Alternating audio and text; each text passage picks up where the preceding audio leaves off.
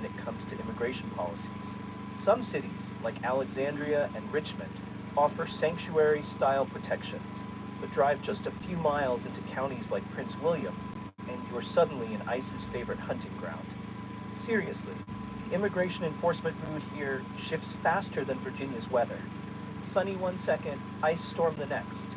And speaking of ice, their presence has ramped up significantly in the past few years. The DC metro area, which includes parts of northern Virginia, has become a hotspot for immigration raids. And let's be honest, if federal agents are going to be anywhere, it's going to be near the nation's capital. ICE doesn't even need to book a flight. They're already in the neighborhood. But wait, it gets better. Virginia's employment laws have tightened, making it increasingly difficult for undocumented immigrants to find work without getting flagged. In 2020, the state actually loosened some restrictions, but as the political winds have changed, so has the attitude toward undocumented workers. You know what's going on right now? Employers are under pressure to comply with stricter...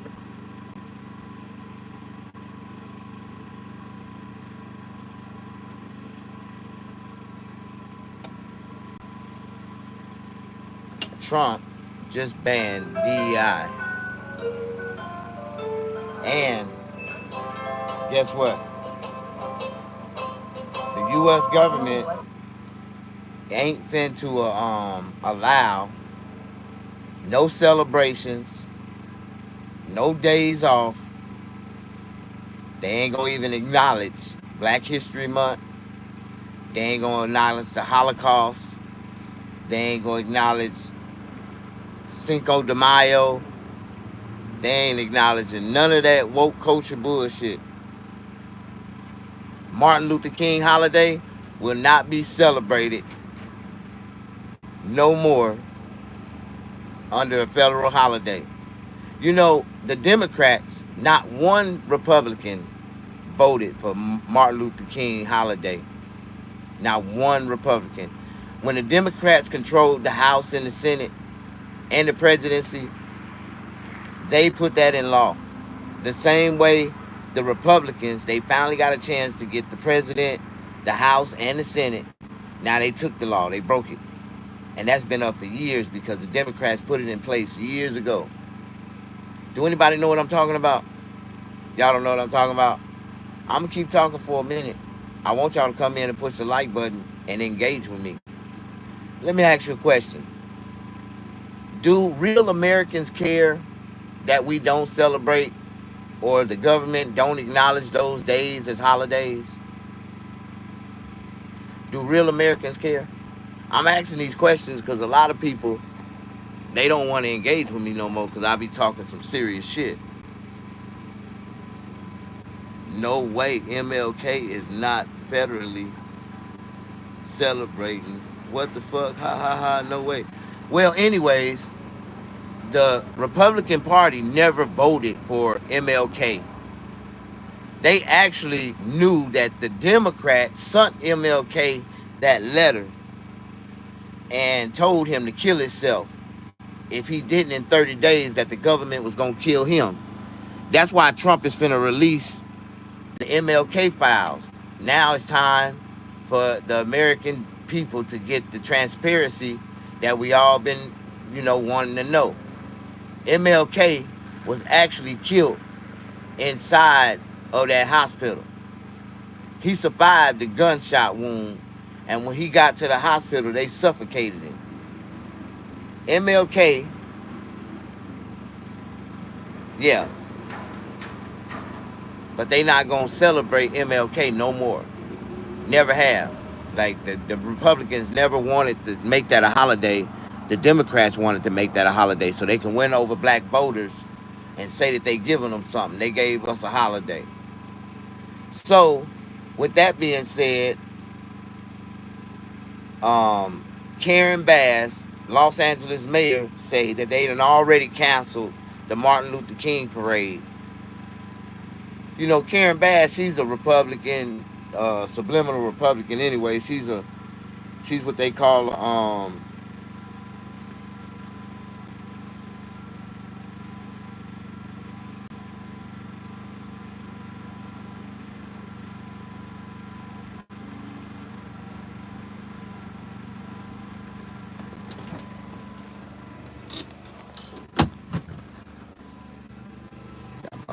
pulling up in my shit.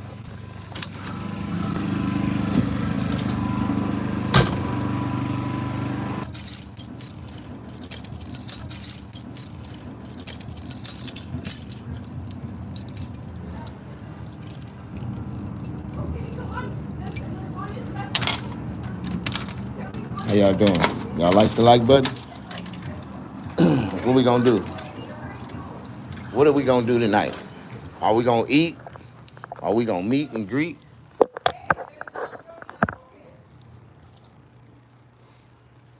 You say they are getting rid of Cinco de Mayo. They not celebrating Cinco de Mayo. And also, guess what? Just Friday night, tonight, they just launched Cinco de Mayo, Operation Cinco de Mayo. They finna get every illegal in LA, all those gangbangers that went to prison and got out and all that. Man, ICE finna come sweep Los Angeles, San Bernardino, Riverside. They finna tear their ass up. The actual operation is called Operation Cinco de Mayo. And if they don't get them before Cinco de Mayo holiday, they gonna get their ass at the Cinco de Mayo parade. Like they got two big parades, one in Long Beach and one in East LA. Oh, they gonna tear their ass. I can't wait to see what Cinco de Mayo gonna look like. Y'all can't see what. I can't wait to Cinco de Mayo get here. I want to see what these parades gonna look like. Am I the only one? I want to see. What's up, Golden Child? I want to see what these damn Cinco de Mayo parades gonna look like. But supposedly they just took it off the table where the federal government is not acknowledging them as holidays. So the local cities gonna have to pull back from the federal funds that they would put into those events. So I don't think that they're gonna be able to host those events no more. Not during this, not right now in this day and time. I'm not saying that in the future that they probably wouldn't.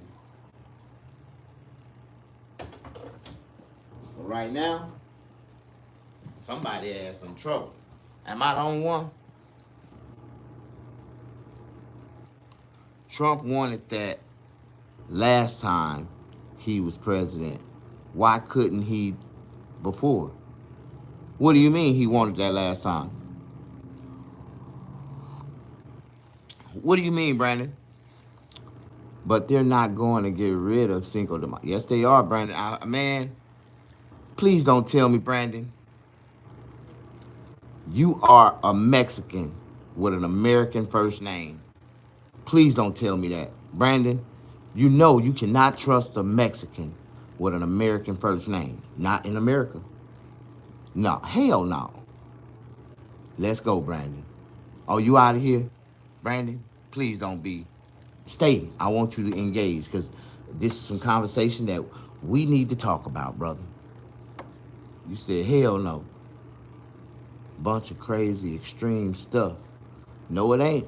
No, it ain't. They not celebrating Martin Luther King, Black History Month. They not even acknowledging Black History Month.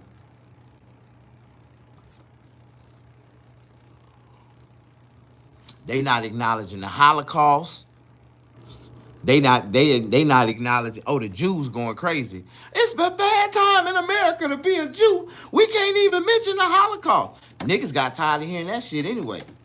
Like I really got sick and tired of hearing about that shit.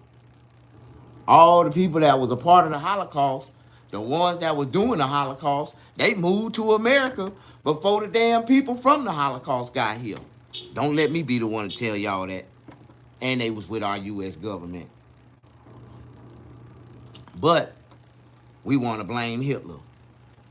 But you don't want to blame all they scientists and all the motherfuckers that traded on Hitler, that was with Hitler all along. Like,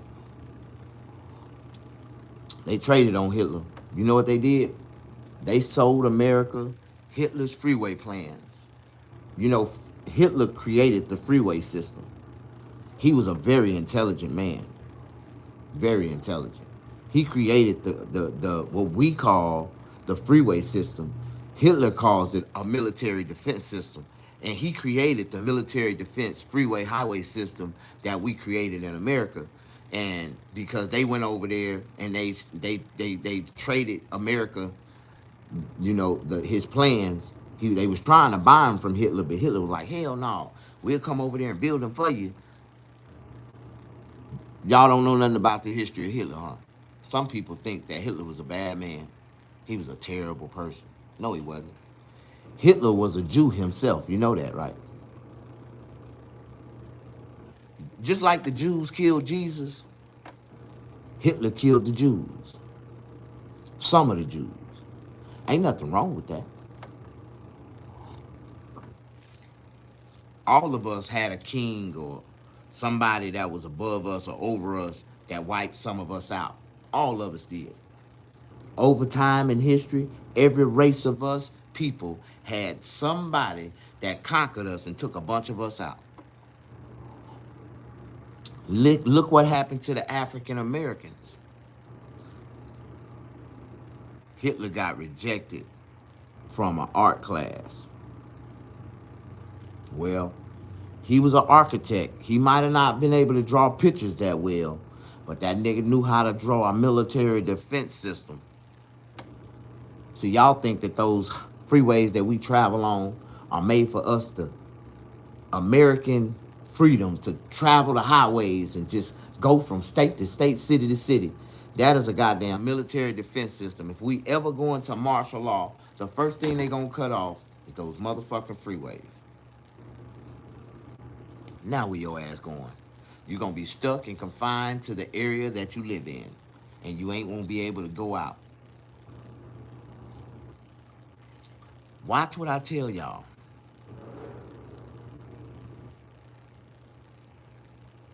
You Hitlering us?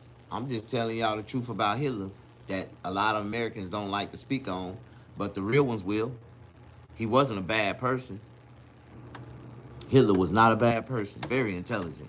Very fucking intelligent. And the world knew it. All he wanted was his peace and his people to be, to be straight.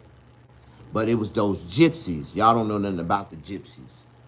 See, a lot of Jewish people are gypsies.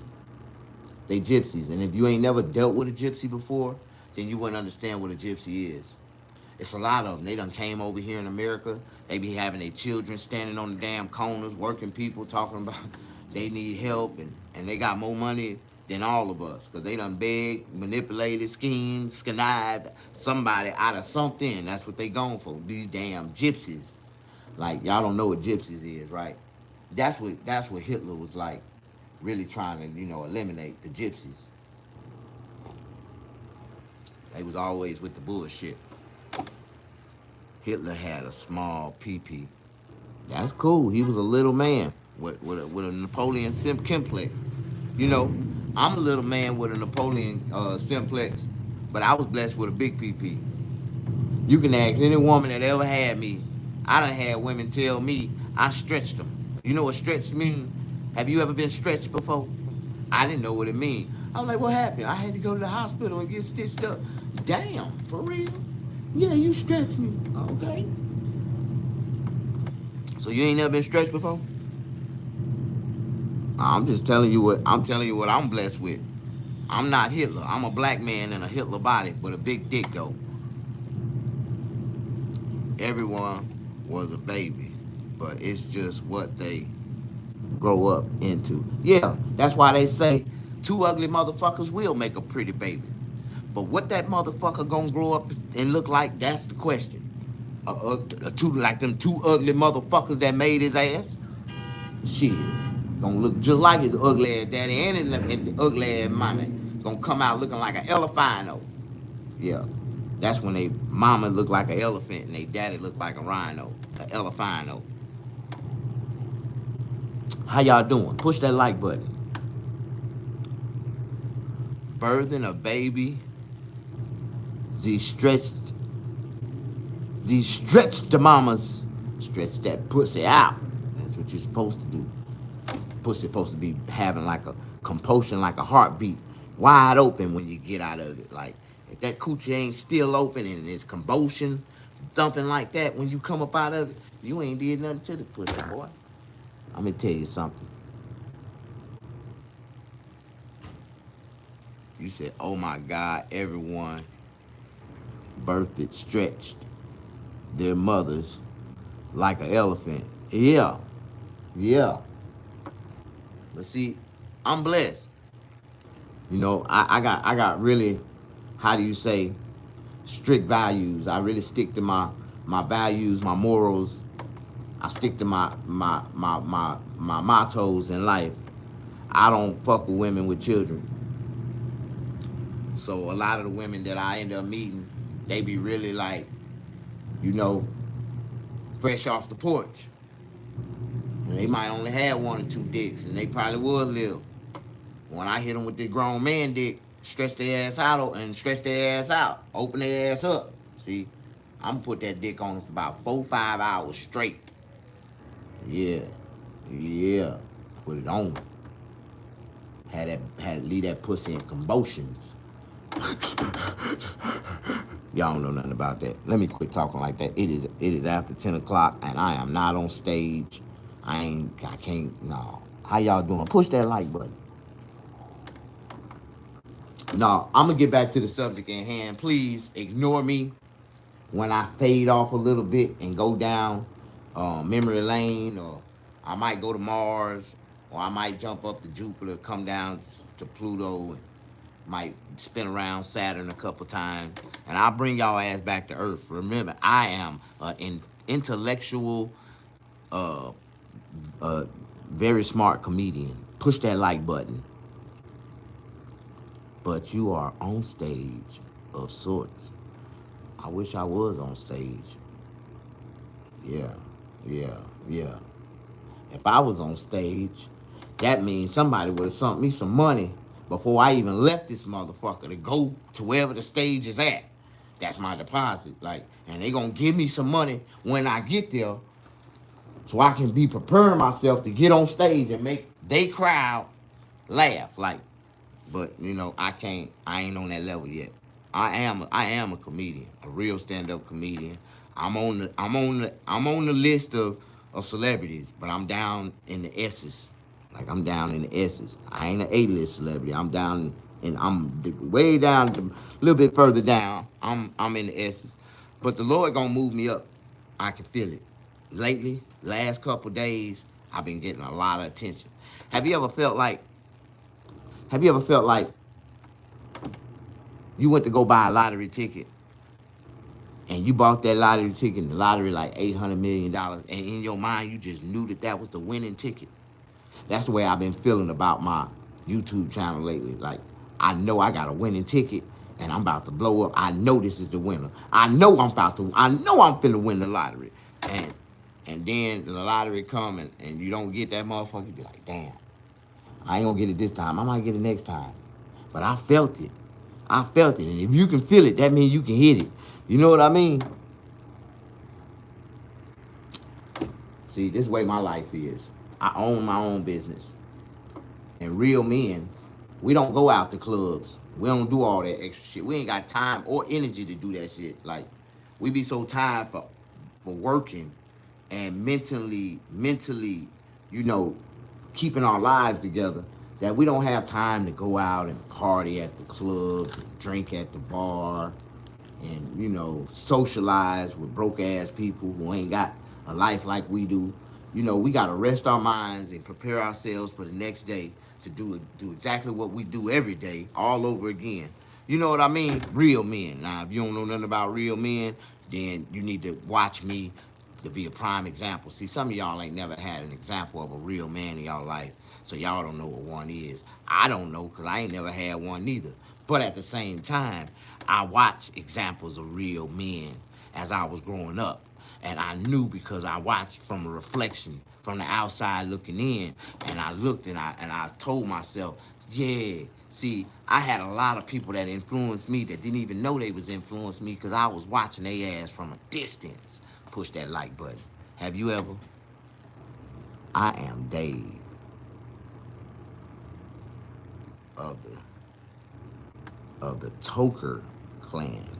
What is a Toker clan? What is a toker? Dave, other booking always have to tag along, don't they? What they say? Dave, other booking always have to tag along. Puff, puff, pass. Okay, David. How you doing, Dave? I am Brandon QQ Army. Oh, man, yeah. I don't know what. I want to book you, but the pay won't be enough to drive to Arkansas without other bookings. You want to book me, but the pay wouldn't. Man, Arkansas. And one thing about me, remember, I'm a West Coast nigga. That means I live in California weather. I'm used to California weather.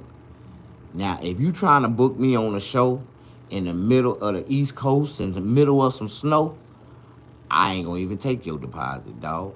I ain't gonna take your deposit. I ain't gonna even show up. Now, you can call me in that little 3-month window, 2.5-month window you got a summertime out there. But Arkansas worse than Mississippi. Arkansas worse than Mississippi. That's a real fucked up state right there, boy. How y'all doing? Push that like button. No. You got April to November here. In Arkansas, I ain't never been to Arkansas, man. And I only met one person from Arkansas, and it was a gay preacher, a gay Methodist preacher. Something I ain't never seen before in my life. A black man, a gay Methodist preacher, and he was very charismatic. Like, he had charismatic energy. He was very unique in his delivery to his message. He built up a whole Methodist church off of Crenshaw. To when he came into the church, it wasn't nothing but elder members, maybe like 15 members in the church. And this church hold about 3,000 people. This man wasn't at that church 4 months. And he had that motherfucker 3 services a Sunday, wall to wall. LGBT, everything was in that motherfucker. And listening to this pastor deliver his message. And the elders of the church didn't like what was going on. They did not like the new energy that the new pastor was bringing to the church. And they got rid of this nigga ass and sent this nigga way to New York. New York City? How the hell you go from Crenshaw, California to New York City? And they gonna say, oh, he was good. He was real good. They had to send for him to New York. Hell no, I know the truth behind the scenes. The elders were screaming. They screamed all the way up to the bishop, all the way up to the goddamn Methodist hospital, and said, you know what? Y'all done sent one of these black gay-ass preachers down here from Arkansas, and this nigga done got the whole goddamn church filled up with LGBTQ from West Hollywood, and these motherfuckers is dancing, speckling, they shouting in our Methodist church. Man, they put all their ass out the church. You should have seen that shit. Them people were so mad at them gay people that they helped me being homeless. They gave me money every Sunday. They was helping the homeless, boy. I swear. They was so mad at that preaching all them gay people. Am I the only one? We have like 8 seasons. Spring, second winter, real spring, summer, more summer, fake autumn, first winter, autumn, winter, and then if Mother Nature wants to have her time, we get 3 more. Nah, see, that's why you need to move to Southern California, brother. It never rains in Southern California. We ain't had no rain in about 7 months. It never rains in Southern California. Okay, it is January the 31st. Today it was like 82 degrees. It never rained in Southern California. Hey, the sun was shining pretty. Oh, it was real pretty. The clouds are crispy and clear right now. If I wanted to go out right now, you know how many clubs in Southern California is open right now? It's about 2,000 clubs open right now. 2,000 places you can go and meet a woman. Now, see, I don't drink and I don't go to places where women drink because I ain't trying to meet a woman who drink. So I know not to go and try to talk to women in clubs because all them hoes drink. The only way you can even spark a conversation with them is to buy a drink. And I don't drink, bitch. So I ain't finna buy you nothing that I ain't gonna buy myself. And I don't drink. So if I ain't, now if you wanna drink, I take your ass to my shop. I got a couple bottles in the back. But just remember, I'm from Mississippi. And we encourage women to get drunk. Because when you get drunk, we gonna fuck. We gonna fuck. I just let you know, I get you close to me, I'm trying to get to that pussy. Like, what the hell? Like, am I the only one? See, sometimes, man, they say it's best to be truthful with a woman when you first meet her. Ask me what I want. I want you to fulfill all my needs, and I'm gonna fulfill yours. That's all I want. Can you do that? If you can't do that, then okay. I know I can do that for you. But the question is, can you do that for me? Mm. Do you think Trump is making America great against man? Man, you know what? In December, I was crying to my baby mama. Please, baby mama, would you do me a favor this year? Let me use my son on my taxes. That's all I need, just one time. That's all I told her. And I told her, I'm going to give you $3,000 if you let me use my son on my taxes. She tell me, say, no, you can't use him unless you give me half. Give you half. You know, that really struck a nerve with me. Really pissed me off. Really pissed me off. Like, because I was willing to give her $3,000 when she filed taxes, let somebody else use my son and file taxes. She only get $1,500 from the person that used my son. I've never been able to use my son because she always renting him out, selling him to other people every year. But I asked her, I said, baby mama, can you do me a favor and let me use my son this year? And I'll give you $3,000. She says, no, I won't have. How much you gonna get back? None of your business what I'm gonna get back. Which it ain't none of her business. It ain't none of your business what I'm getting back. I told you I was gonna give you a sufficient amount.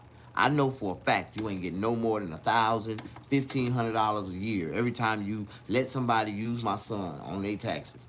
So I'm like, will you please let me use my son on my taxes so I can file my taxes with my business, I can come out on top, and I can be able to bless you. Now I won't have. The reason why I ain't trying to give a half, because I'm going to get about $30,000 back on my taxes, and I ain't finna give a half. 3,000 was good enough, right? Wasn't 3,000 good enough? That's, to me, in my mind, that was 10% of what I was about to get. So I'm going to bless you with 10% of my money, baby. Like, I'm blessing you with that. You ain't going to even get that if you did it, whatever the fuck you going to do on your own. But I'm going to bless you with $3,000. Now, I won't have. Now, you're being greedy, bitch. You're actually sticking your nose in my business, and I ain't gonna tell you my business. But what I'm getting is my business. Boy, I went and talked to my tax advisor, and they filed my taxes for me. I'm finna get my refund in full. Matter of fact, I sent a text message to my baby mama and said, you know what, bitch?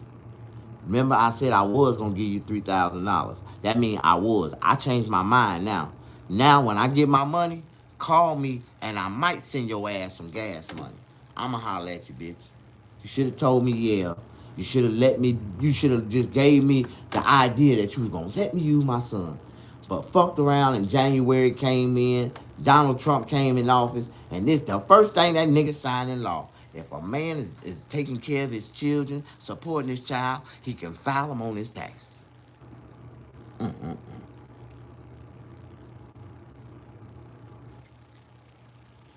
And she tried to hit me. You can't file him on your taxes. He be with me all the time. I don't give a fuck. I support my son. And I got all the receipts to prove it. I'm putting him on my taxes. Oh, her boyfriend gets money paid from your son. Exactly. Exactly. She got a nigga sitting at the house playing goddamn PlayStation all goddamn day. Exactly. These motherfucking females think they, boy, Trump just threw a boomerang at their ass and she mad as hell at me. And I told her, I said, baby, you know you don't want no smoke with me. Cause I call ISIS on your ass. I call ice on your ass. You don't want no smoke with me. I told me and my baby mama, we don't even argue no more. Cause I just ice. I got ice on speed dial, bitch. Okay, respect your, change that tone of voice then.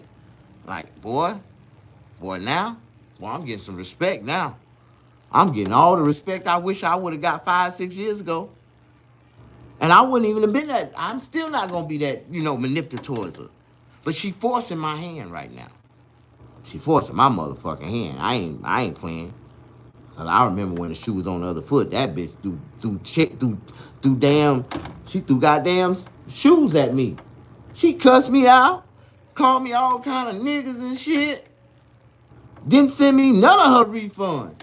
Didn't even ask me, you need some gas money? At least I'm considering, bitch. I said I might send your ass some gas money. Oh, she mad now. She been trying to call me for the last 3 days. My baby mama ain't called me directly in about 5-6 months. No, I take that back. She called me right before Christmas. My son got suspended. Got suspended from school. And she always wanna call when some bad shit going down.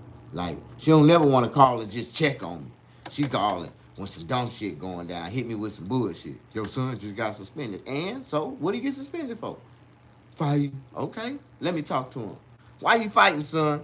Cause motherfucker was talking about me. Yeah. Did he put his hands on you? No. Why you put your hands on that dude? I told you, man, that words don't hurt, dude. He's like, man, you talking too much shit, Daddy. I better punch his ass in the mouth. All right, man, I understand, but your mama ain't gonna be able to take too much of that shit. She calling me every time you get suspended. I don't know what she think I'm finna come get your ass. Hell no. She better call off. You gotta sing. She don't want to be saved. When Trump announced that, oh man, shit.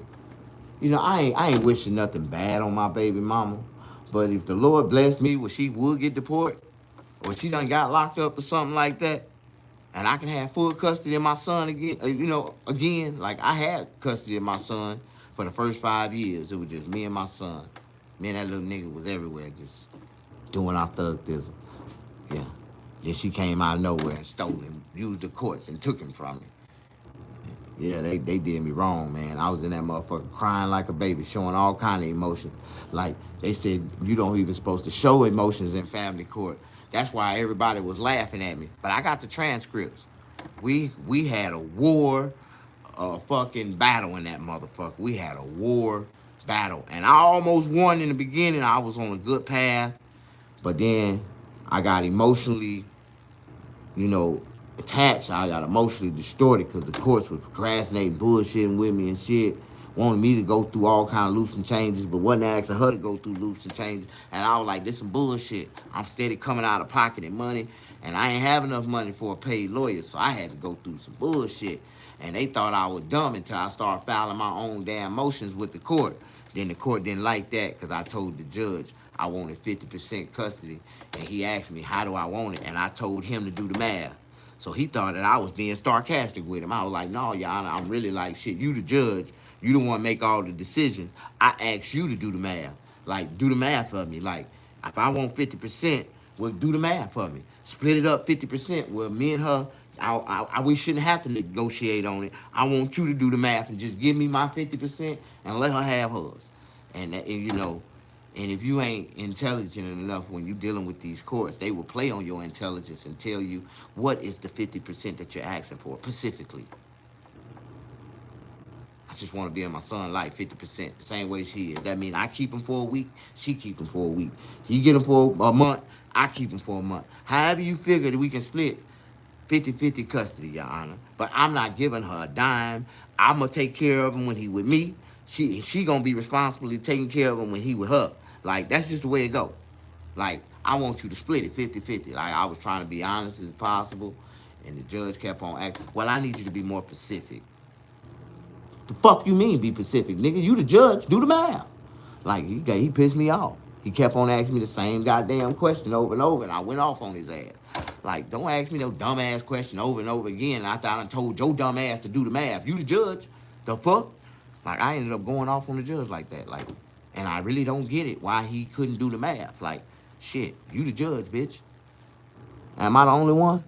Court will be on their psychological bullshit too. Yeah, they be playing with motherfuckers' intelligence. And they started pissing me off, started talking about, well, the court recommended that he should go with the mother, and the mother didn't even have a place to stay. She didn't have a bank account. You know what I'm talking about? I had 3 bank accounts. I had my own place. I had a stable. I had my own car. Like, man, motherfucker was just sending me through the loops and changes, and they still was saying that we think that it'd be the best interest of the child to be with the mother. But the mother is an illegal immigrant. She not even from this country. I was saying all that shit. Like, I was mad as hell. I got it all on transcript. That's like a movie in itself. And that bitch typed it word for word. I was like, thank you for writing this transcript out. This is a movie script one day. I'm going to sell this shit. So live. I was going off in that motherfucking courtroom, crying, screaming to the top of my voice. Y'all know how I get. But just imagine me in court. And I wasn't in court on a criminal case too. I'm not in here. Y'all not in here for me, motherfucker. We in here for my son. And I'm standing up as his father. And I want my son. Like, boy, I was in that motherfucker fighting my ass off. And that shit didn't mean nothing to them white folks. In my mind, I was fighting. They used all my criminal background against me, my childhood. They wanted to bring up my mental issues, but I told them, I said, it's a clause in that shit. You bring that shit up, I'ma sue y'all ass. And they left that shit alone. They conducted a research showing the father is the most beneficial parent to have growing up. Well, we know that anyways. The father's gonna be the most beneficial parent in your life if he really your father and be in your life. Your father gonna give you the world and ain't gonna get shit in return. Remember that. Your father taking care of your mama. So what do dads really get? All we do, we live for the validation of love. Our children, we gotta make them happy in order for them to love us. Our wife, we gotta make them happy in order for us to love us. But nobody worried about how we feel deep inside. You know what I mean? And what we gotta give. Nobody giving us shit. Like, you know, I understand there's a lot of fathers, man, sacrifice a lot. You know what I mean? I say both are good. No, fathers give way more. Fathers give their life for nothing to make other motherfuckers happy. When the last time I got something from Christmas? Shit.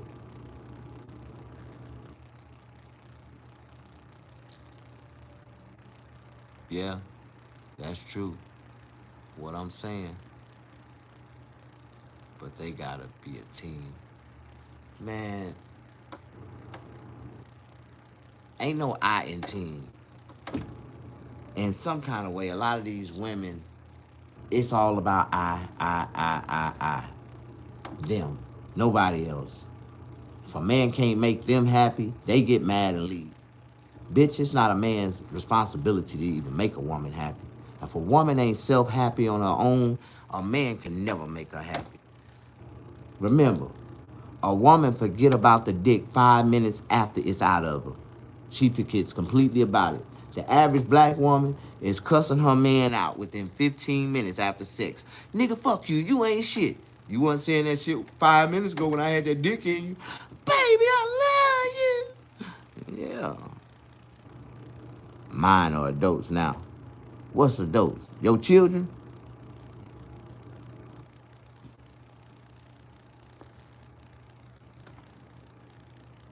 That's why I ain't having kids. They be in the bullshit when they grow up. No, man, if you take care of them properly, they gon' come back and bless you at the end. Cause I tell my son every day, the reason why I buy you everything, all the things you want in life, I want you to be as comfortable as fuck to go to school and get your education and be the best man that you can become. And I want you to become a millionaire before you 21 so you can come back and take care of your father like a real man's supposed to if he get financially, if he financially conquer the world. If I was rich, son, you would never have to work. So if you get rich, I expect the same from you. You're going to be your father keeper just like your father kept you. So you got to teach your children how to be their parents' keeper, how to be their brother's keeper, their sister's keeper. Like, you got to keep your siblings close. Like, I was always trained by my grandmother. If I was to right now, randomly, just randomly, I won the lottery for $100,000, right? I would randomly send my brother $10,000, my mama $10,000, my auntie $10,000. I would randomly do that just here. Here. I would spread that money out amongst my family members, and I'll keep about 20, 30,000 for myself. If any one of my family members was to get hit a lick like that, they would pick up the phone and call each one of us and be like, "You straight, cuz? You need something? Well, I'm finna send you a little care package just in case." "What you mean?" "No, I'm been blessed and I want to bless you. I gotta bless my family first before I can bless anybody else." "All right, cool." My grandmother instilled in us to bless family first. If we hit a lick, if one hit a lick, we all hit a lick. That's just the way it is. And if you know how to keep your family strong and grow together, man, listen, none of y'all niggas will be ever suffering. Like, you'll always have a brother, you'll always have a family member that'll be there for you. He said, "Yep, that's facts." "Thank you. How you doing?" "How you doing, Sapphire?" "God bless you today." Hey, check this out.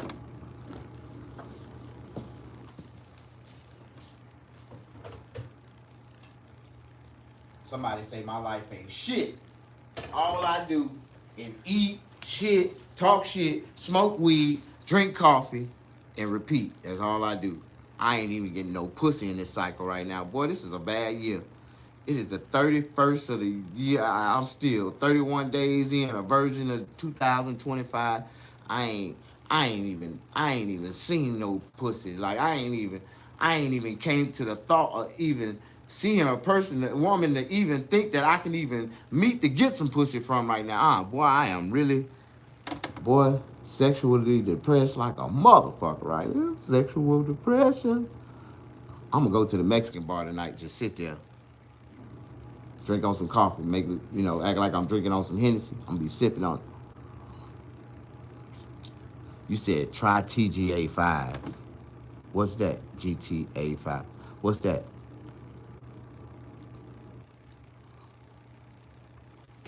What's that, bro? I hope you ain't talking about no games, because I don't play games, nigga. I got a whole bunch of them laying around, but I don't play games. I own a PlayStation 5, but I don't even know how to turn it on. How do you turn it on?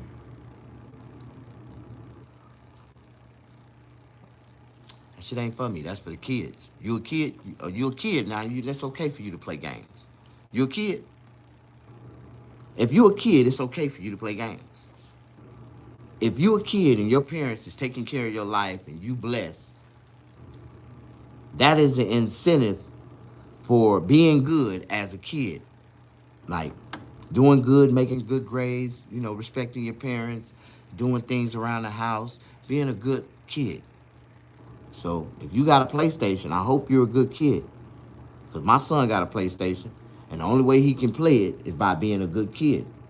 If not, you can just stare at that motherfucker. You better not cut that bitch on. I'll bust you and that motherfucking PlayStation head wide the fuck open. And he know it. See, some of y'all ain't had no parents that would describe what they would do to you in a physical sense. Don't actually do it to you, but describe the physical action that they would do to you so clearly as a child that you will fully understand and know that my parents is not to be fucked with. Like, am I the only one? Well, I ain't never had no problem about my son. When he around me, I would verbally tell this nigga exactly what I would do to his ass one time, and he would not try me in no type of way. Am I the only one? When my grandmother did that shit to me, like for real, when we was kids, she laid the law down at an early age. I didn't have to worry about that because my grandmother set examples. Like she really would snap on a motherfucking. She'd go from 0 to 50 in 2 seconds on a motherfucker. And I used to watch it, and I used to be cracking up inside, laughing at what my grandma be going off on my aunties and cousins and shit. Damn, I was I was my grandmother's pet. I was the baby. I was the pet. Can you tell you without making my mom really look bad? Wait a minute. I can't tell you without making my mom really look bad. Okay, Dave. Not her fault. Wait a minute. What are you saying, Dave? Dave, PlayStation. Okay. My son, too slick. He be like, and I would die. My parents whoop me all the time. My son too slick. He be like, I will die. See, one thing as parents, you know what you gotta do when you do buy your children those type of, incentives in life, them type of games? You gotta teach them how not to be emotionally attached to those products. Like a lot of these kids get emotionally attached to those products, and they feel like the first thing they gonna do when they get home, they gonna run straight to the game, get on that motherfucking play, because they mama don't say nothing to them. They find themselves on that game after school all night until it's time to go to bed. And that shit won't go down fucking with me. I taught my son how to separate and disattach. How you can sit back and enjoy your life. You do not have to pick up and play that damn game every 5 seconds. I got whooped, but things happen extra.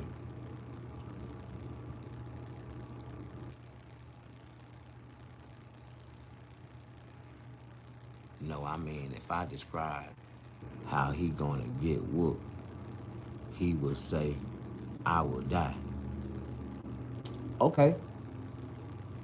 I same thing my son, but my son already know.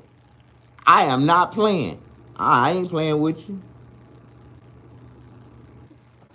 I taught my son how to sweep up at 5 years old, and his mama was acting like that was a bad thing for a little boy to know how to sweep at 5 years old. Talking about, what kind of kid you know at 5 years old know how to pick up a broom and dustpan and know how to use it?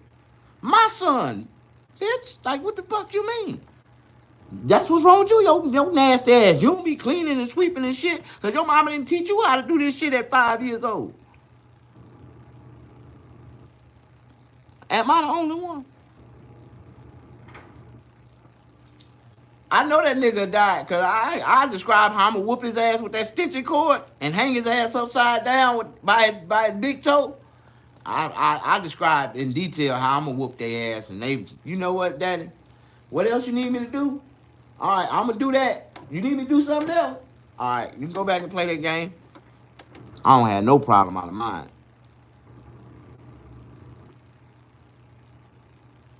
You said, I'm 50 Monday.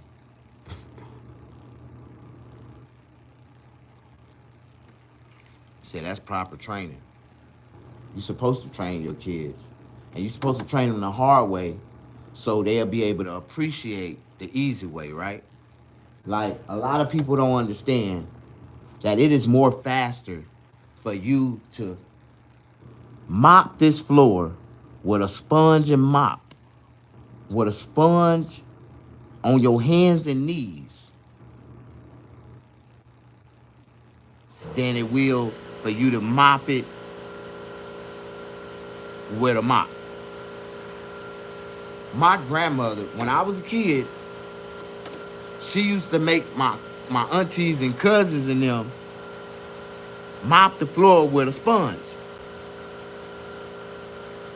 Now, she would buy a mop, but for some odd reason, they would use the mop and they wouldn't clean the mop at the end, and the mop would be filthy. And my grandmother, she had CD, she had CBD, what you call that shit? OCD, where she was a clean freak. And if she bought a white mop head and she went back to that motherfucker, and if it was black, she would get mad and throw the whole goddamn mop away. And go back there and cuss my aunties and cousins. Who the fuck used this mop and didn't clean that motherfucker? Because she still knows that no matter how hard you try to clean that mop was not going to come back clean as it could have been if you'd have cleaned it every time you used it, as you used it, properly like you were supposed to.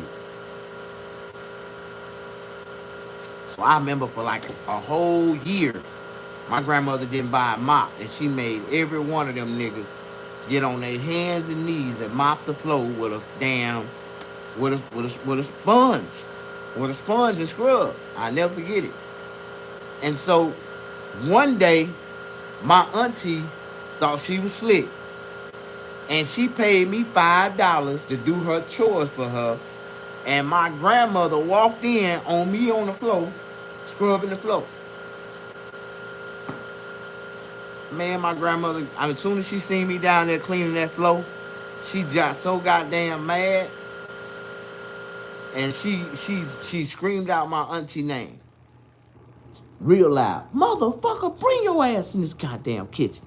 My auntie knew what time it was. It took her a long time to come down them damn stairs. I'll never forget it. And when she came down the stairs, she like, why in the fuck is he in here cleaning this floor?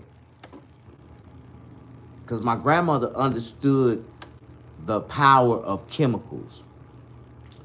And I was sticking my hands in that damn pine saw, scrubbing the damn floor, and I didn't know when I had pulled my hands up, all my hands, the skin on the back of my hands had started to peel, because I got sensitive skin like a motherfucker.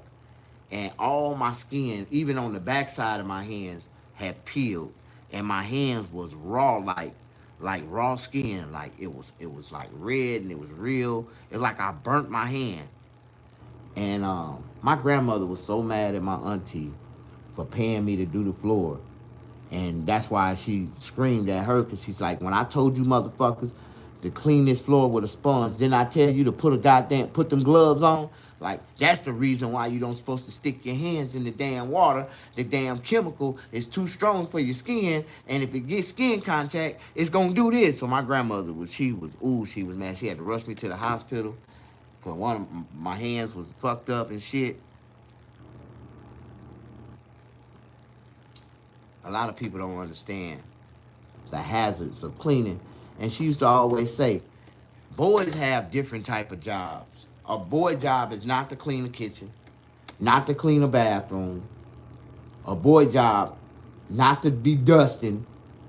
My job was to take out the trash on Tuesdays and Fridays, mow the front yard. They were my chores. You know, if it was any boxes, like when she bought like new stuff, if it was any boxes by the garbage can, I had to take a box cutter and cut all the goddamn boxes up and put them in the goddamn bag and have them in there neatly so we can put them in the garbage. That was all the chores that I was supposed to do as a boy. Like, that's all my grandmother, she said, that's all a boy's supposed to do. Maintenance around the house and taking the trash out. That was my only job as a little boy. And, because I was always, participating, my grandmother was doing something, I'd go in the kitchen and ask her, what you doing, Granny? Can I help you? And she would, no problem. See, I was raised in a house full of women, and my aunties and them, they didn't want to bother with me. So I was really a loner child walking through the house with nobody to play with. So then my grandmother, she got smart, and she decided to adopt me and a companion. Like she adopted a kid for me to have somebody to play with and shit. Like for real, I come from a blessed family. Like you know what I used to remember on Christmas morning. Like say for instance, just imagine that corner right there was a Christmas tree, and it was gifts all the way up under the Christmas tree, right? Every Christmas morning, I had a pile of goddamn gifts just as tall as the Christmas tree, not up under the tree, but on the other side, and it had a ribbon with my name on it. Like, I had Christmas presents stacked as tall as the tree, like my own little Christmas tree pile of presents when I was a kid. Then half of the presents that was under the tree was mine too. I was a spoiled little kid when I was a kid. But I remember when my grandmother adopted all those kids. She adopted like 4 kids. No, 5 kids. No, 4. 3 girls and a little boy. So when she adopted those kids, every Christmas, they got a pile of toys and pile of stuff, you know. And I still got my pile. It wasn't as big as the Christmas tree. She had to cut it down because she had to buy more for 4 more kids. But I still got mine, and I was, well off. I was happy. I didn't care if the pile was big as the Christmas tree or half as big as the Christmas tree. As a kid, I was, how do you say, grateful for everything that I received. I was just one of those kids, man. If you gave me something, I accepted it with a smile and used it and started playing with it. Like I was a grateful kid. But how y'all doing? Push that like button. Don't nobody like me right now. Yeah. I understand. I'm gonna drink one more cup of coffee. I don't know why I'm drinking coffee right now because I ain't got.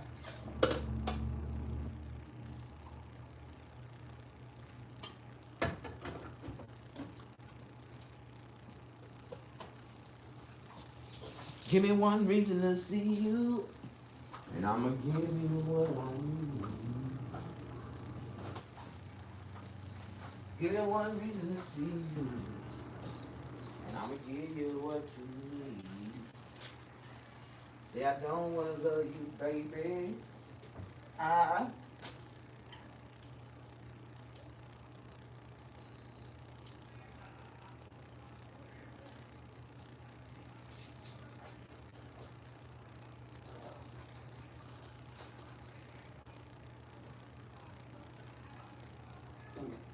Woo.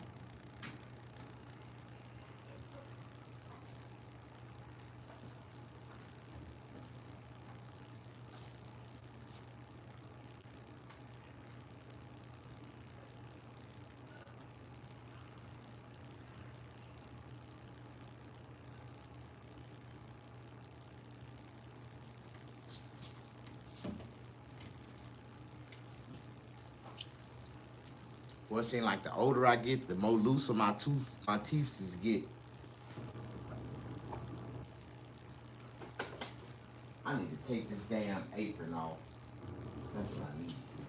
If I don't take this apron off right now, I'm gonna go to sleep with this motherfucker on. Right now. If I don't take it off right now, I'm gonna go. Oh, I got money in that motherfucker.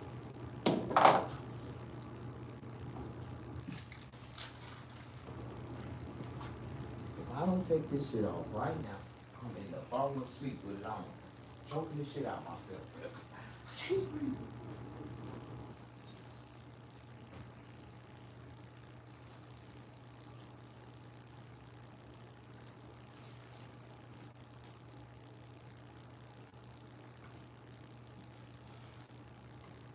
Man, I gotta find me a goddamn braider. I need my hair done.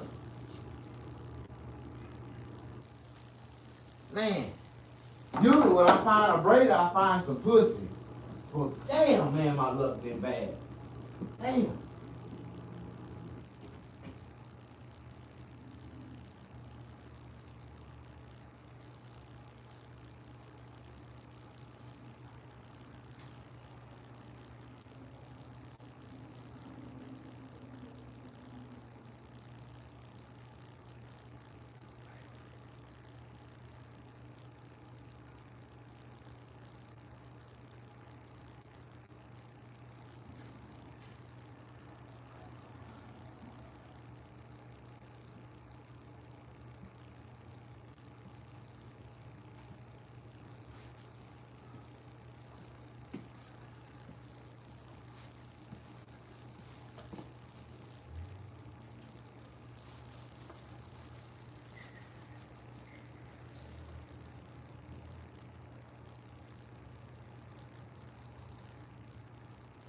Moo. All right, that's what I need to do. I need to put these tires down. Put those tires in here.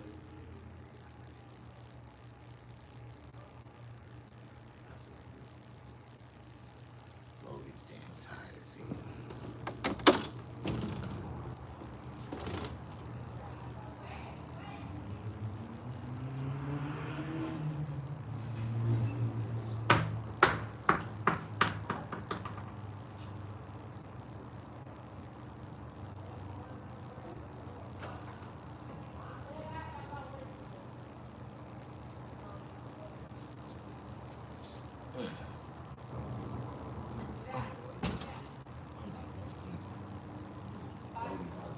Right here. 2, 3. I think I got all 3 of them.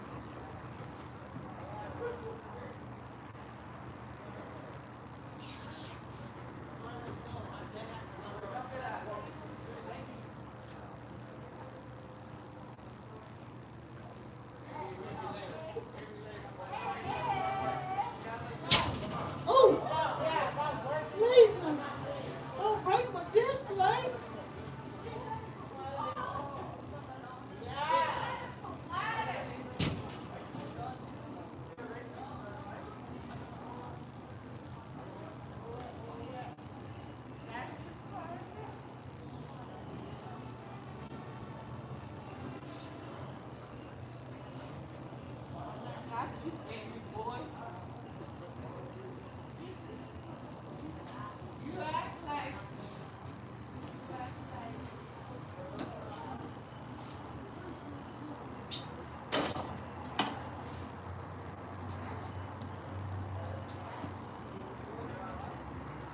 I wish I could find me another truck and put my rims on.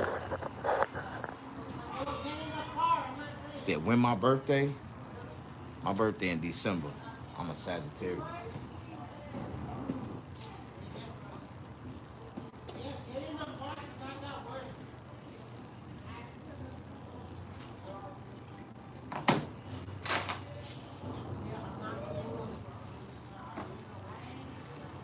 Hey, I need some barber. Damn, it's a slow ass Saturday. Friday. What's today? Friday, Saturday? I am lost in a damn week.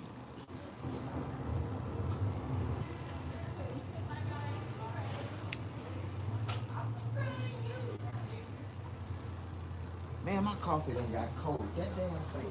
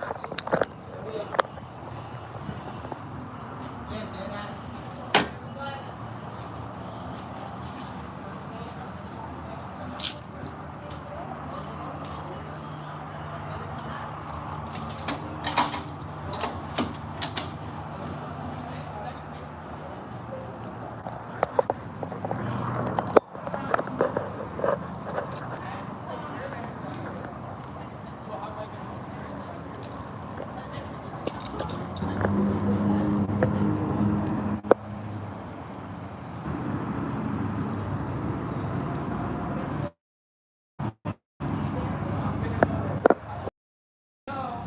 you doing on your Friday night?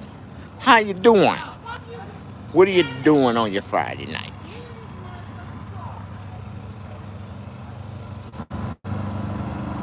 What are y'all doing on a Friday night?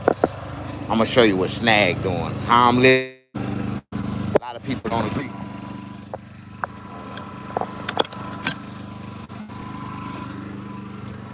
Oh, it feel good in here.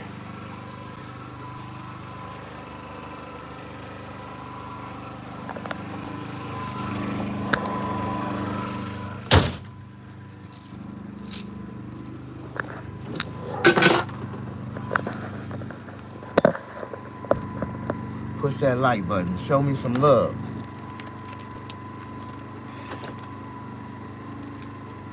Maybe it's over. You should do the heat.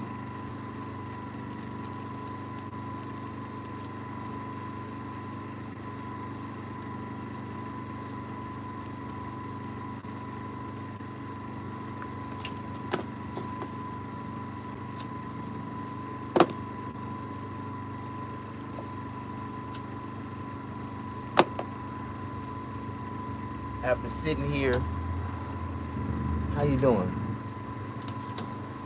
Say what? LOL on your birthday. Those are some nice rims. Yeah, they. I like them. I really like them. I pray the Lord bless me one day.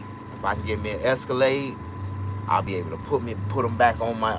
I said I wanted to. The Lord was gonna bless me with a newer Escalade, and that's all I want. You know, every black man want an Escalade. I wouldn't mind getting one of those brand new ones. I ain't never had a brand new car in my life, like brand new. I done had one like 2-3 years old. That's like the newest car I ever had, but I never had one brand new.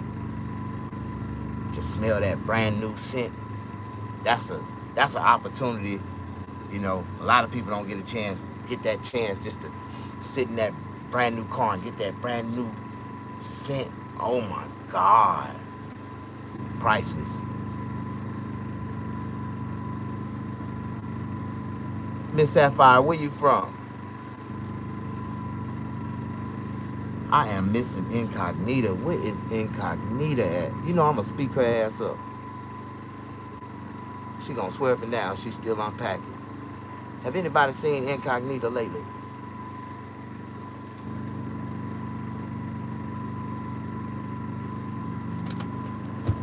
What am I gonna eat tonight?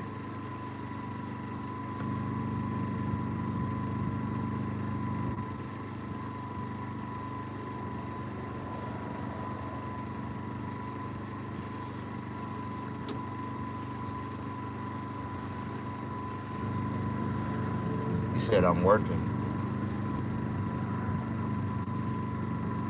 I lifted my Crown Vic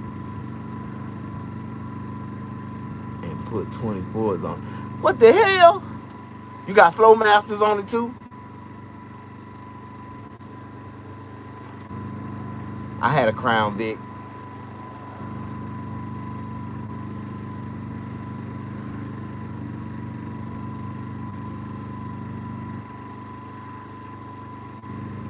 But they don't make cars like that no more.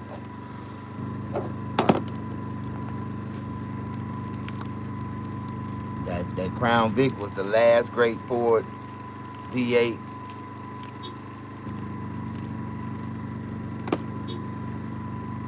Everything else been bullshit. V6 and choking.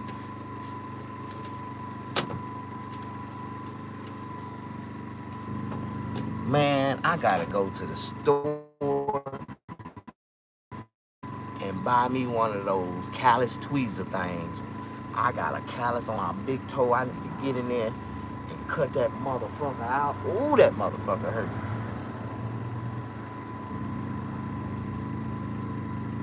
I got a callus for wearing them damn wood dress shoes. Motherfucker, fuck my toes up.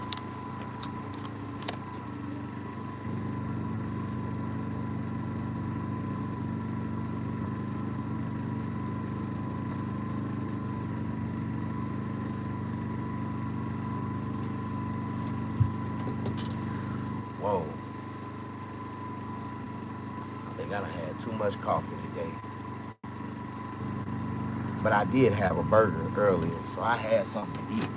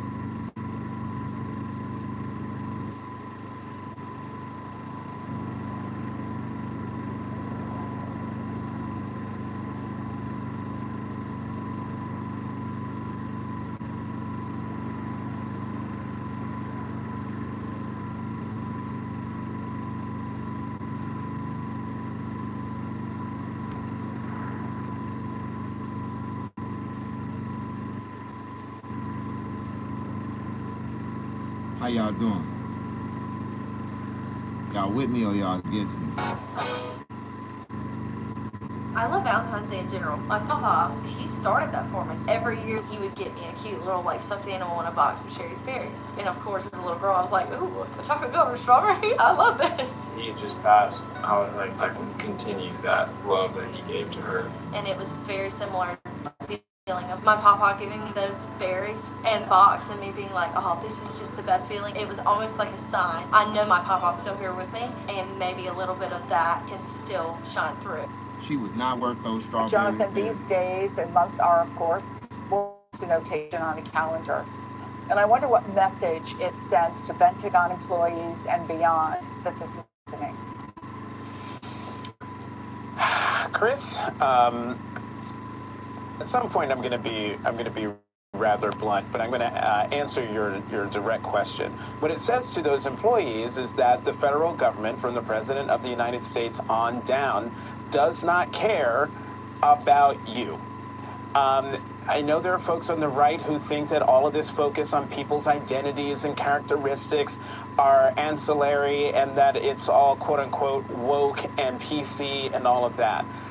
But when you're asking people to come to work, you're asking them to come to work comfortable and in their, fully comfortable in their own skin. And for someone to be able to walk into their workplace knowing that the agency, their bosses, acknowledge the fact that they're African American or that they're Jewish or that they're Native American or AAPI or LGBTQ, it makes that person, that employee, feel welcomed and that their contributions are valued. And what we're seeing from the president on down is that if you are not a white, straight, Christian, cisgender male, you do not count. And that is why I am still trying to figure out the best way to talk about this without my head exploding. But that is where we are right now, Chris. So, Amy, this has been, let's say, a difficult time. I'm going to understate it. A difficult time to be Jewish in America. I've just been texting with a friend of mine who's the president of her synagogue. She and others want to know, is it ever going to stop their feeling of being threatened, their feeling of being othered? What do you see as the importance of this? Well, I wholeheartedly agree with what Jonathan said, and I would say in particular, it's not only just that if you are a white, straight, Christian, cisgender male, you don't count, you're actually to blame for everything evil that's happening in our society. We saw that with the president's response to the horrific, heartbreaking plane collision the other day in D.C., and we've seen it in this broader use of DEI or diversity as the code word to basically advance a broader assault on fundamental rights for so many communities across the country, particularly for the Jewish community. Even if this mandate didn't include the elimination of commemorating Holocaust Remembrance Day, it would still be incredibly dangerous because we know that protecting inclusive, pluralistic democracy in which each and every community is safe is inherent to Jewish safety. So if one community is under attack, whether it's in the form of attacks on the Black community, the LGBTQ community, immigrants, or others, it ultimately threatens Jewish safety as well. But the fact that this mandate specifically names Holocaust Remembrance Day among so many of these other commemorations is a clear reminder that Jewish safety is inextricably linked with this broader assault on diversity, equity, inclusion, and that ultimately the scapegoating and attacks that we're seeing here are going to come for all of us and make all of us less safe. And I should mention that just this week, the world marked 80 years since the liberation of Auschwitz. And my colleague, Jessie Kirsch, spoke to one of the remaining survivors who was tattooed when she was less than 2 years old. And she says she wants people to know what happened to her was real. This is what she said. They have to know that it's true.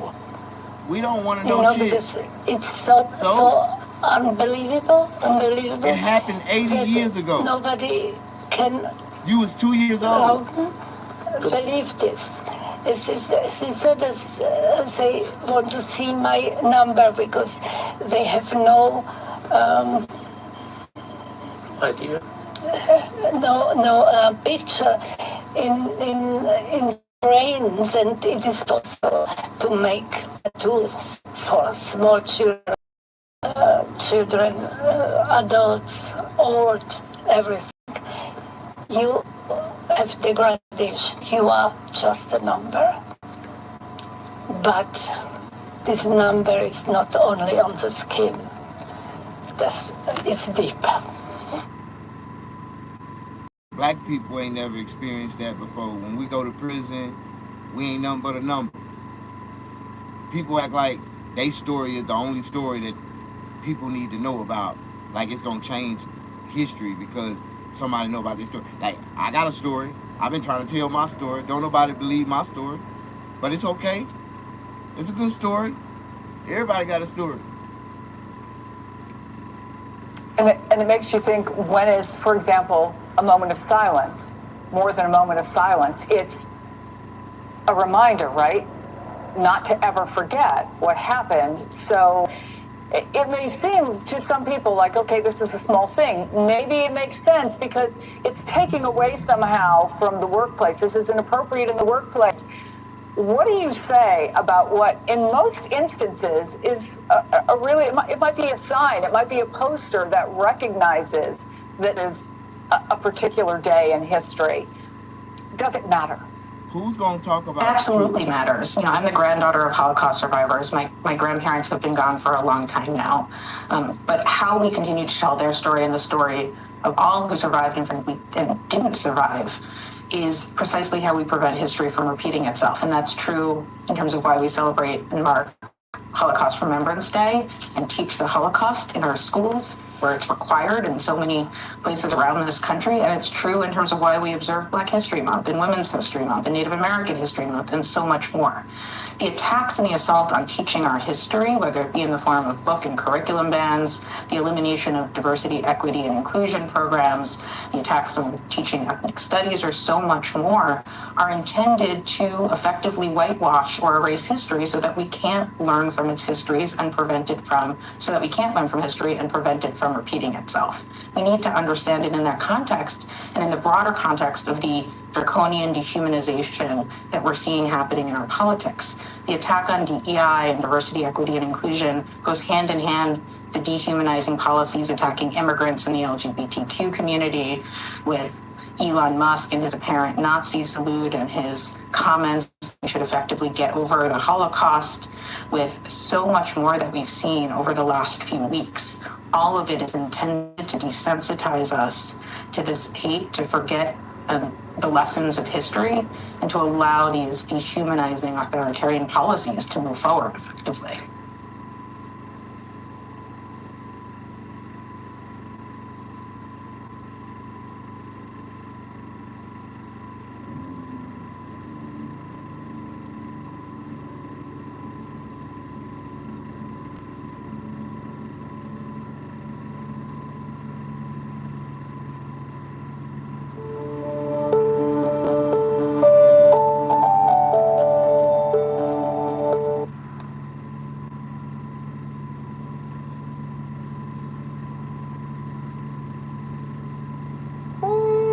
All right, folks, it has been quite a busy weekend.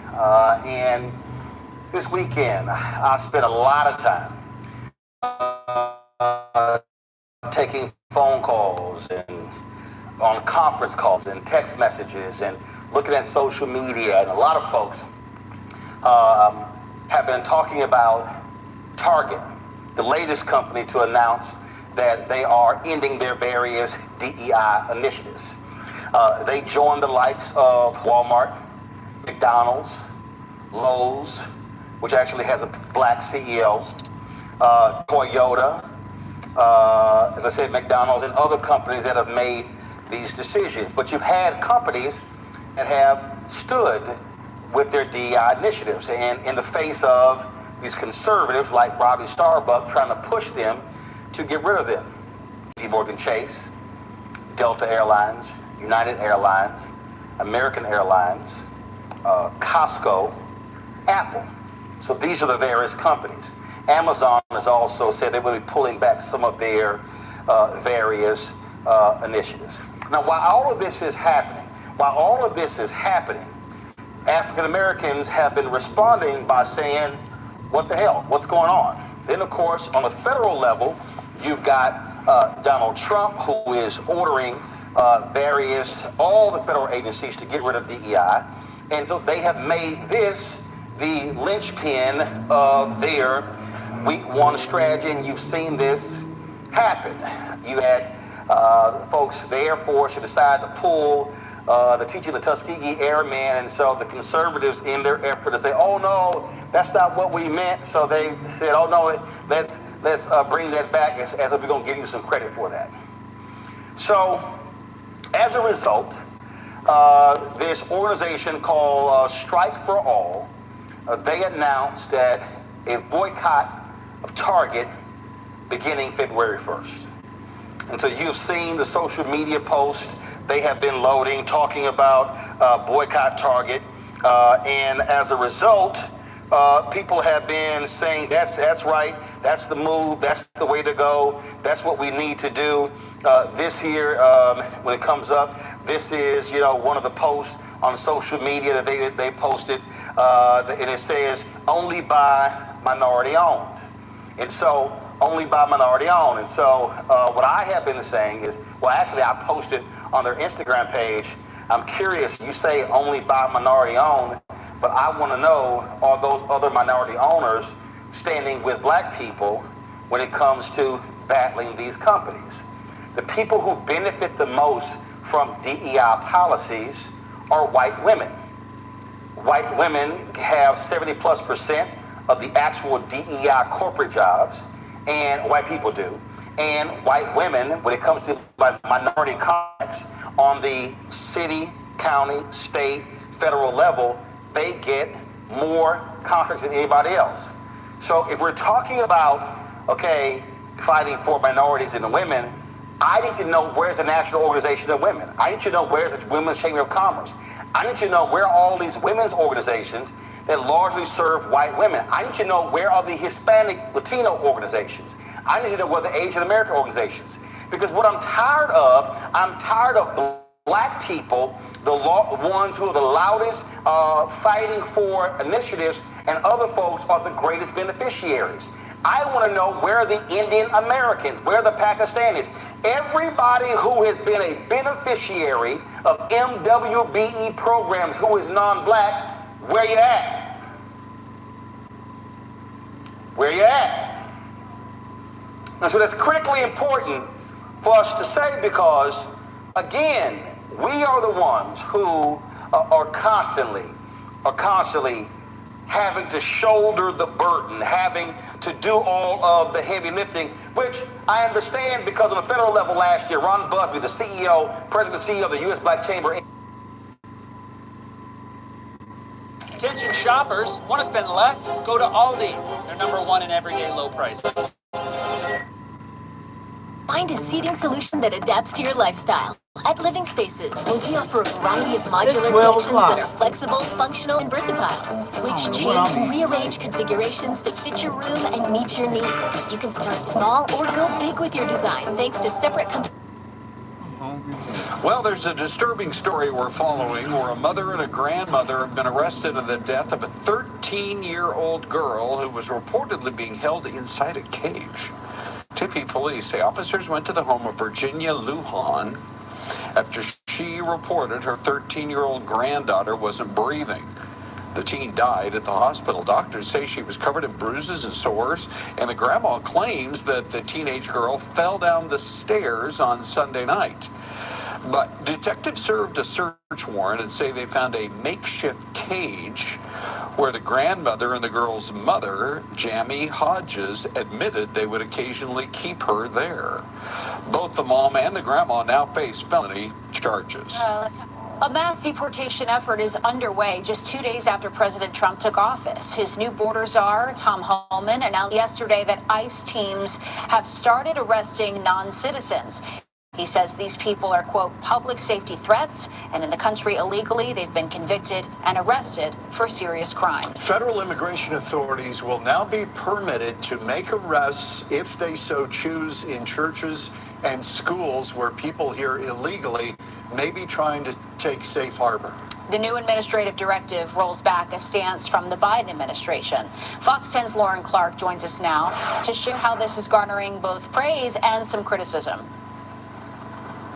Good afternoon, guys. Yeah, a lot of emotions on both sides here. Pro-immigration advocates fear that this could create fears for even legal immigrants to go in places like churches or schools. Meanwhile, the Trump administration stresses that this is specifically directed towards serious criminals, and also say that they trust law enforcement to do the right thing when implementing these new guidelines. The order rescinds the Biden administration's directive for the agency, prohibiting federal immigration authorities from arresting suspected undocumented immigrants in sensitive areas like churches, schools, weddings, or funerals.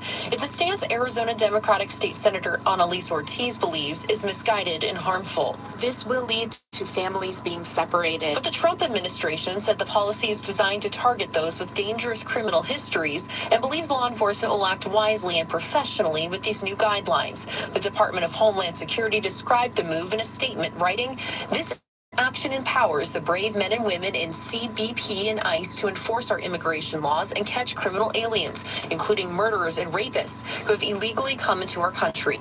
Criminals will no longer be able to hide in America's schools and churches to avoid arrest. The Trump administration will not tie the hands of our brave law enforcement and instead trust them to use common sense." I really want to stress here that the Trump administration continues to say that this is about criminals, but that's just not how this is going to play out in practicality. We have seen this in the past. When they conduct these raids, they sweep up anyone who is available. Yet several Republicans praised the move, pointing to the unprecedented number of border crossings in the past few years. The issue of immigration was a top one for voters and one President Trump campaigned strongly on towards a victory. But how schools and churches will comply is still unclear. In a letter to parents and families, Phoenix Union High School District wrote in part, "At Phoenix Union, we welcome all students who come through our doors and continue to offer every student a high-quality education without asking for immigration status." Republican State Superintendent Tom Horn is also unsure why ICE authorities should be in schools. They're starting out going after criminals.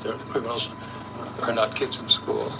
And even if they extend it to people who are not criminals, they would be going after the adults. It wouldn't do them any good to go after the kids. So I don't think they're going to come into the schools. That's a lie. And the Mesa. So when they start getting the kids, the adults gonna have to go check on the kids. Well, they gonna leave the kids. They ain't going to check on the kids.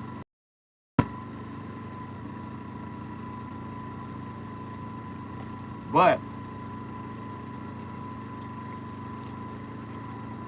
that's why they gotta write a law. For anybody that aid and abet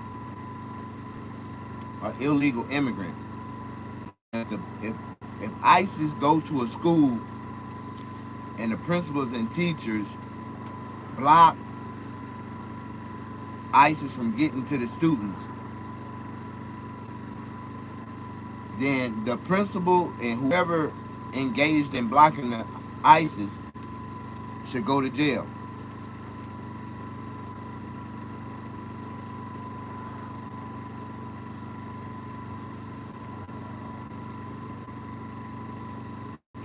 That's why ISIS should secure the perimeters of all the schools, inform security that their local law enforcement conduct an investigation, lock down the perimeter, and make sure that don't nobody call nobody to inform nobody nothing when they first enter the school. They need to go to the emergency rooms.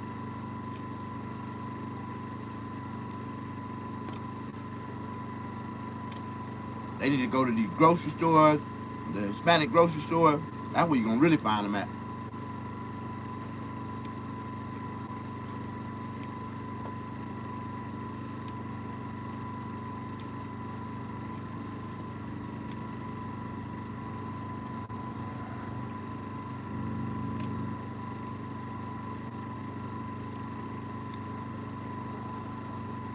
You know, like I tell people,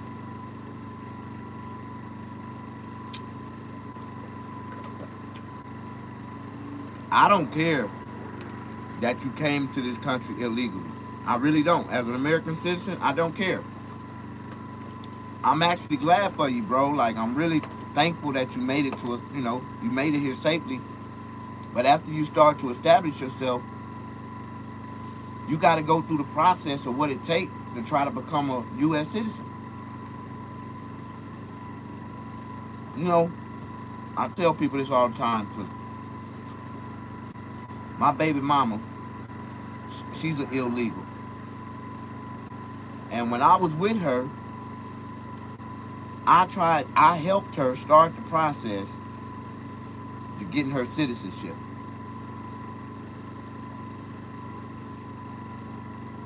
Now, I don't know how far it's gonna help her now, but she act like I didn't help her get started. I pushed her to get it started because I wanted to move forward. I can't move forward with you if you can't. I need to be able to help you get an ID.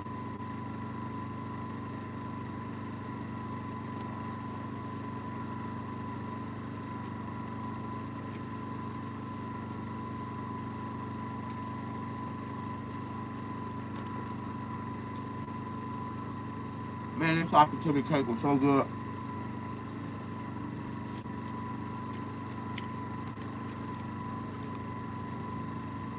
I guess that's what I'm eating for dinner.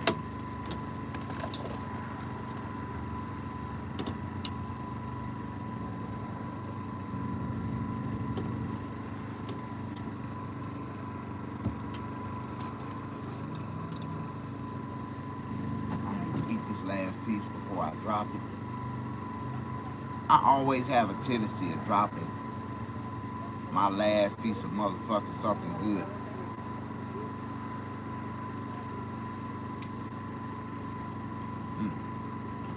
Where? There's my damn remote. Oh, there it goes. I get way over here.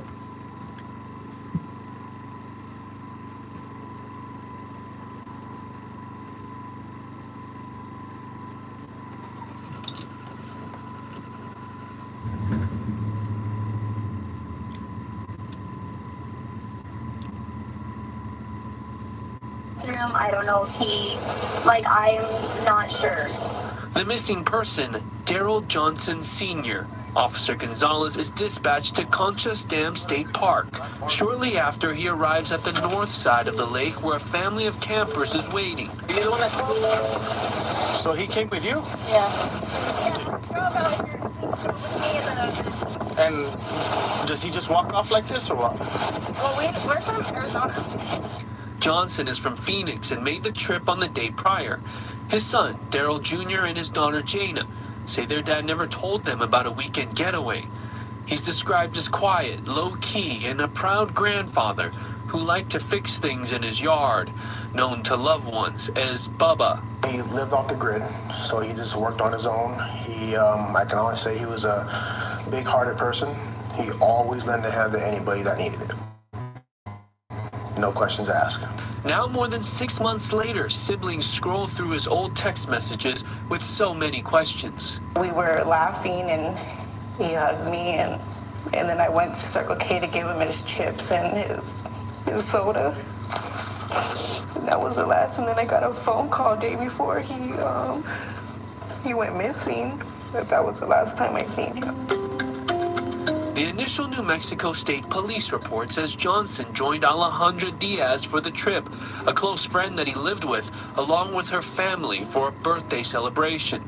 The entire group had more than 30 people. He was in this car? Yeah. Diaz is seen here on body camera. It's important to note that foul play has not been suspected at this point, according to police. I called Diaz, who says she went back to the campgrounds to meet with Daryl's family a week after his disappearance to search for him again. She says she's cooperated with police and wants Bubba back home like everyone else. The report says she woke up early on the morning of June 29th to find Johnson's tent empty, last seeing him around 11 the night before. Johnson's daughter-in-law, Michaelyn Memely, is calling for more to be done.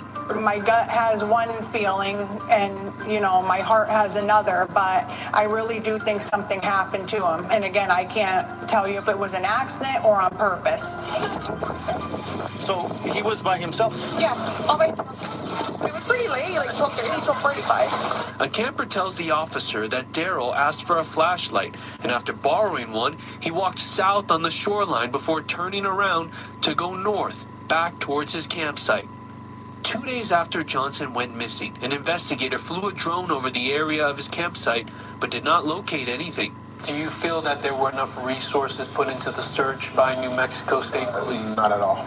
During the beginning stages of the investigation, New Mexico State Police did not put out a silver alert due to Johnson being of sound mind, per the report. He was entered into the missing persons system. NMSP also decided not to fly out a helicopter for the search because they say Daryl Sr. walked off from the campsite. A witness did tell police he saw a man walking along Highway 104 that morning. What was he wearing? He had a red shirt on, and he had a blue Walmart bag, but he was walking in the middle of the highway. Further information determined that man wasn't Johnson. And what about his cell phone? Police say it last pinged at the nearest tower to his campsite just before 2:30 p.m., more than 12 hours after he was last seen. My family, they all want answers on what happened to him, but the only thing I want is just to bring him home. Daryl is listed as 6 feet tall and 160 pounds. He has black hair and brown eyes. He would be 68 years old now. What would be your message to authorities in New Mexico that have been on this case? That there hasn't been no help from them, and they need to just take it serious, because I believe that they weren't taking it serious out there. New Mexico State Police declined an interview, but we asked about search efforts. The officer canvassed 10 to 15 campsites initially, and a spokesperson says NMSP did have a search and rescue team cover land and water areas. I just want to come home to us, not only for me and my brother, for everybody. I'm Justin Lum for Fox 10 Investigates. If you have any information, please contact New Mexico State Police. We have more information on how to reach them at fox10phoenix.com. And if you have a tip for our team, you can scan the QR code on your screen or email fox10investigates@fox.com. 6:01, we begin with a Fox 10 News alert. A police investigation underway at a Valley QT. Danielle Miller live on the scene out there at about the 101 freeway and University Drive in Mesa, close to the Mesa-Tempe border. Danielle. Yeah, good morning. Still an active investigation out here. The medical examiner's office just arrived here on scene. According to the Tempe Police Department, all of this happened just before 3 o'clock this morning. They say that cameras here at the QT showed an adult man. He was here. He was alone. He drove into the parking lot, got out of the car, then collapsed. That man was found a few minutes later by another customer who alerted employees. Detectives still here on scene trying to find out exactly what happened to this man, but according to the police department, they're saying that the possibility of a self-inflicted injury is being looked into at this time. But once again, this man was alone inside of his car. They are still investigating out here. We have detectives on scene. The medical examiner just arrived here on scene moments ago. So we'll be out here. Any type of new information that we learn about this incident, we'll definitely pass those details along.